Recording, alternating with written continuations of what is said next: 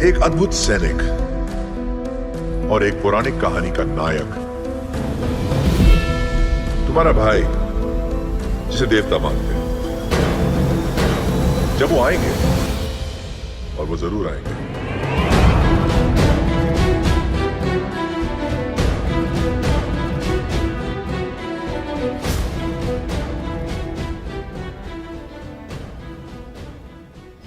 साल 1882 में ब्रिटिश राज ने मद्रास फॉरेस्ट एक्ट पास कर दिया। इस एक्ट के तहत स्थानीय आदिवासी समुदाय के जंगल जाने पर प्रतिबंध लगा दिया था। आमतौर पर ये लोग जंगल जलाकर जमीन को खाली करते और उसी की राख में खेती करते थे। खेती की इस पारंपरिक प्रणाली को पांडु फार्मिंग कहा जाता था। मगर ब्रिटिश लोग जंगल को कमर्शियल पर्पस के लिए इस्तेमाल करना चाहते थे। ऐसे में जंगलों को जलाया जाना उन्हें ठीक नहीं लगा। नतीजन 1882 में लोगों को रोकने के लिए वो एक्ट पास कराया गया।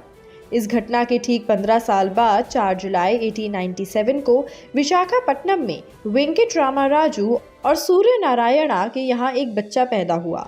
इस बच्चे का नाम रखा गया अल्लूरी सीताराम राजू। सीताराम राजू को 1922 से शुरू होकर 1924 तक चले रामपा विद्रोह का नेतृत्व कराने के लिए जाना जाता है।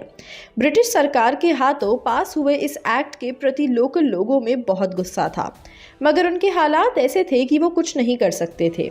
ऐसे में 25 साल के सीताराम राजू ने उन लोगों को साथ लेकर ब्रिटिश राज के खिलाफ विद्रोह छेड़ दिया। 1922 में शुरू हुई इस लड़ाई को रामपा विद्रोह कहा गया।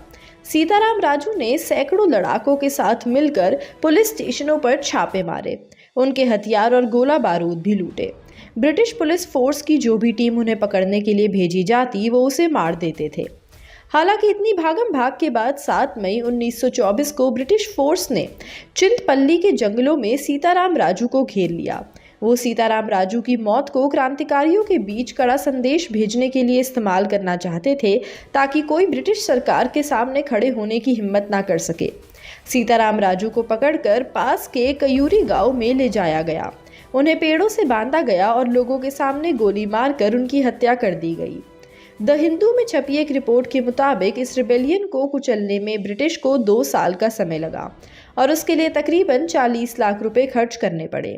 ये चीज़ खुद इस विद्रोह की सफलता की तस्दीक करती है। कोमाराम भीम का जन्म तेलंगाना में अलीदाबाद जिले के सलंकप्पी गांव में हुआ था।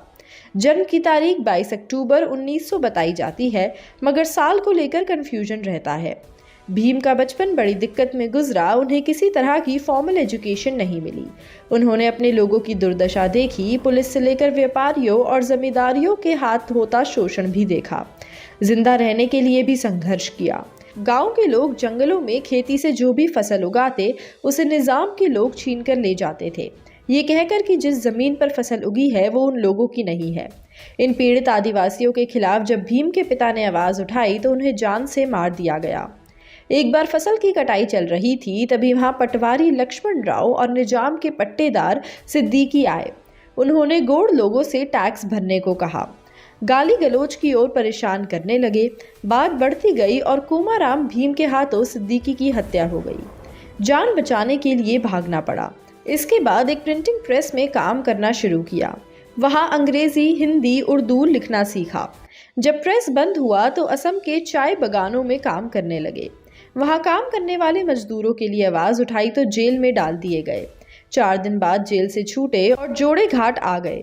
भीम ने यहाँ आकर आदिवासियों को इकट्ठा किया और उनके ऊपर होने वाले अत्याचारों और शोषणों के खिलाफ लड़ने के लिए मोटिवेट किया। 1928 से लेकर 1940 तक वो निजाम के खिलाफ गुरिल्ला युद्ध करते रहे। कई रिपोर्ट्स में ये दावा किया जाता है कि कोमाराम भीम निजाम से मिलकर आदिवासियों की समस्या पर चर्चा करना चाहते थे, मगर वो प्लान वर्कआउट नहीं हुआ। इस चीज से नाराज भीम ने अपनी गुरिल्ला आर्मी जमा की और निजाम के लिए काम करने वाले जमींदारों को मारना शुरू किया। जब निजाम को लगा कि भीम के नेतृत्व में ये विद्रोह और बढ़ रहा है, तो उन्होंने बातचीत करने के लिए कलेक्टर भेजा। निजाम का ऑफर था कि सभी किसानों को उनकी जमीन का पट्टा वापस कर दिया जाएगा, साथ ही कोमाराम भीम को भी कुछ जमीन दी जाएगी, मगर भीम ने नेगोशिएट करने से मना कर दिया। फाइनली भीम और उनकी आर्मी से निपटने के लिए निजाम ने अपने 300 सैनिक जोड़े घाट भेजे। इन सैनिकों से लड़ते हुए कोमाराम भीम और उनकी आर्मी सितंबर 1940 में शहीद हो गई। आपको बता दें कि ये तो थी फिल्म RRR की असली कहानी। राजामौली अपने एक इंटरव्यू में बताते हैं कि उनकी क्रांति और विद्रोह की कहानी सबको पता है, मगर जब ये दोनों क्रांतिकारी कुछ समय के लिए घर से दूर रहे, उस दौरान उनके साथ जो हुआ इस बारे में कोई डिटेल्स या रिकॉर्ड्स मौजूद नहीं है। राजामौली इसी ब्लाइंडेड स्पॉट को सिनेमाई चश्मे से देखना चाहते थे।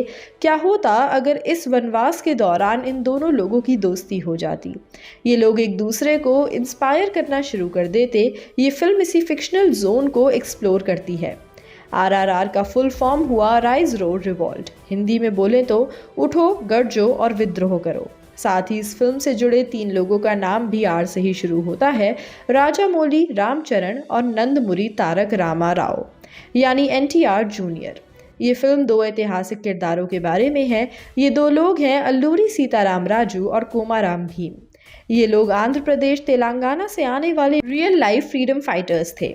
मगर इस फिल्म में जो कहानी दिखाई गई है वो पूरी तरह से फिक्शनल है, असली लोगों की फिक्शनल कहानी। और अब ये कहा जा रहा है कि RRR फिल्म की कहानी भी इसी को आगे बढ़ाकर होगी।